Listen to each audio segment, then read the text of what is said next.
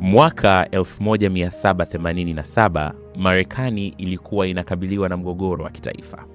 Katiba yake ya kwanza, Articles of Confederation, haikufanikiwa.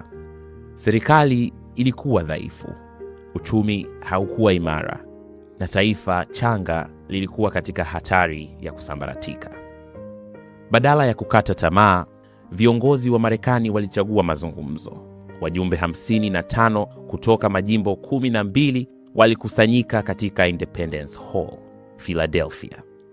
Walikuwa wakulima, wanasheria, wafanya biashara na wanajeshi.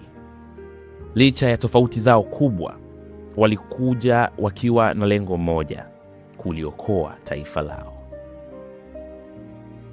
Ndani ya ukumbi huu walijadili maswali makubwa ambayo taifa lolote linaweza kukabiliana nayo. Raia wanapaswa kuwakilishwa vipi? Serikali kuu iwe na mamlaka kiasi gani? Unawezaje kuzuia udikteta huku ukilinda uhuru? Na unawezaje kudumisha umoja wa taifa wakati wananchi wake hawakubaliani katika masuala ya msingi? Mijadala hii ilikuwa mikali. Baadhi ya maridhiano, hasa yale yaliyohusisha utumwa, yalikuwa magumu na yenye dosari za kimaadili.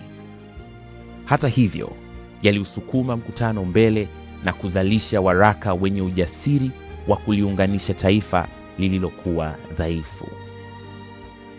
Kutokana na miezi minne ya mijadala, katiba ya Marekani ilizaliwa, mfumo uliojengwa juu ya mizania ya madaraka, mgawanyo wa mamlaka na dhamira ya kuunda umoja ulio bora zaidi.